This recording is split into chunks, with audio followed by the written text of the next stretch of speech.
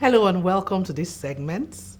My name is Uloma Okoro and I will be taking you on the topic value proposition. So, what is a value proposition? Let's break it down in layman's terms.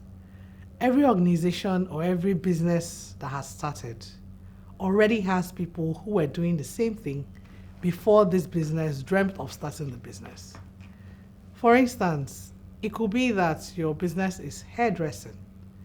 Now, but before you started this hairdressing business of yours, there were other hairdressing or other hairdressing salons around your locality.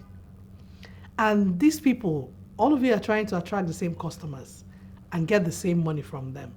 Now, what are you going to do differently? Why should your target audience leave their initial customers or the businesses that they were patronizing? Why should they leave those ones and come to you? That's your value proposition. The value proposition is a collection of all those values that you add to your business in order to meet the needs of your customers and make your business attractive to them. Now, I'm going to break it down for you in a way that you will understand. So, for instance, somebody will say, my neighbor is doing this, and then if I want to get more customers, I reduce the price. But you know that doesn't always work. Your value can be price, because price is a function of a lot of things, factors of production, how much it costs you to produce the service or the goods that you're offering. So you can't really compete based on price. It doesn't work. You have to look for other things. What will you do differently? What does a customer want that your competitors don't deliver? Those are the things that should be playing at the back of your mind when you're thinking of your value proposition. Now, there are so many ways you can look at this. It may be, the typical manner is by way of innovation. It may be that you're going to introduce a different way of doing it compared to what your competitors do. For instance, when we were growing up, there was a particular bank that came up while many of us were students. Before then, other banks were saying, you know what, your deposit limit 20,000 naira. And so it was carrying away the customers until this bank came around, I'm not going to call their name, and said, you don't have to bring 20,000, bring zero balance, just come and open an account. So that was a new way of doing things and everybody rushed to them. That was the way they were able to differentiate themselves from the other banks. So these are the things you have to be thinking about. What new thing can I bring on board? It can be by your way of branding. What way can I brand my business different from other businesses that will make it more attractive? You may say, no, let me do my business and bring my things in very bright colors. You know that there are some organizations that when they come on board, or some businesses that when they come on board, their logo and everything is so colorful that you'll be like, wow, if it's so colorful and attractive, that means what they do is beautiful.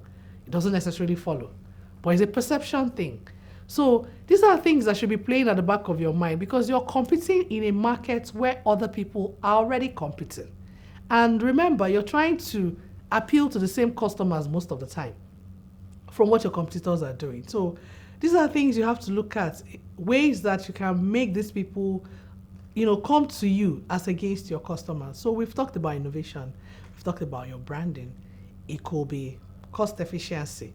Remember, I didn't say price because price is such a crude manner of competing because some people use price to compete and you price and price and price yourself out of the market. Because while you're slashing down your price, are you thinking of how much it actually costs you to get the goods or services across to your customer? So I said cost efficiency, meaning you can look at it and say, for instance, let's say what you do is you sell meats for something that simple. You can say, or you sell food. You can say, you know what, my competitor sells a plate of food for 2.5, and that's because they get their meat from the cold rooms, they get their ingredients from the local markets. How can I make my food 1,000 and make it appealing? And then you will say, oh, you know what, rather than going to the local market, I can go to an interior village bush market where I'll get those things cheaper. So that if I get it cheaper, it brings down my cost price and makes me have enough room to play around the profits better than my neighbor does.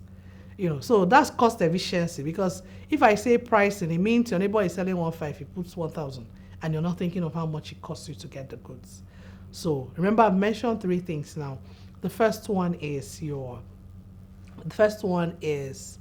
I mentioned branding, I mentioned innovation, and then I mentioned cost efficiency. There are other ways you can bring value. It can also be by way of the way you serve your customers, your customer service. Some people may say, you know what, in fact, there was a day I was passing by somewhere in Lekki and I saw this barbering salon, and everybody in the barbering salon, the barbers were all wearing black suits with white shirts, and they were barbing hair. And I looked at it and I was like, wow, okay. That means as they were wearing black suits and white hair, if you're a particular kind of person that likes to feel a particular kind of way, you will be attracted by a barber who is wearing a black suit and a white shirt with a tie. And so that's the value they are bringing, because they have people that it attracts. And guess what? When they put their prices on, the customer will feel like, okay, a specialist is barbing my hair. So it's different from Wahid or Uchenna at the corner side that Bab said. It may not be true, but half of the time it's perception. So these are the ways you can bring on different value propositions that will make your business attractive when compared to your competitors. So I've talked about innovation, I've talked about branding, I've talked about cost efficiency, I've talked about customer service. Then the fifth one is technology. That's the in thing, because technology makes your business more cost effective. Your customer service is more, how will I say, it's more efficient. And then you can avoid a lot of leakages. So you may say that the value proposition is that everything you're doing is driven by technology. So that when your customer comes, rather than do many things manually, some things may be technology enabled. I'll give you an example. Before, it was typical to go to a fast food or a restaurant, sit down, and your orders will be taken on a piece of paper. And the person writes and goes to the kitchen and brings your order. Sometimes they bring the wrong ones. But now you're looking at how businesses are doing things differently. Everybody now has like a tablet or a phone with apps program, POS, apps, where as you're making your order, they are selecting it in their own tablets, sending it to the kitchen in real time. Those things give the customers a sense that you actually know what you're doing. That may be your value proposition. You may say, you know what, my competitors are manual, I'm going to use technology. So those are the things basically, because before you get up and decide to start a business, there has to be something, a problem that you saw, or a need that you saw in industry that you want to play in, and you say, you know what, I'm going to fulfill this need, or I'm going to make the customers feel this thing better than the way my competitors are doing. And then that's how a business is run. You don't just start a business because your friend is selling this, therefore that means it's moving markets. Or your friend is doing this, that means, and they're making money, that means it's fine, you can go ahead and get on the bandwagon. You have to think of what value you're going to bring on board that will differentiate you from your customers. So I'm going to elaborate a lot on this in your lecture materials, and as usual, please feel free to ask your questions when we come for the online session and tell us what you've learned in this class. Thank you very much.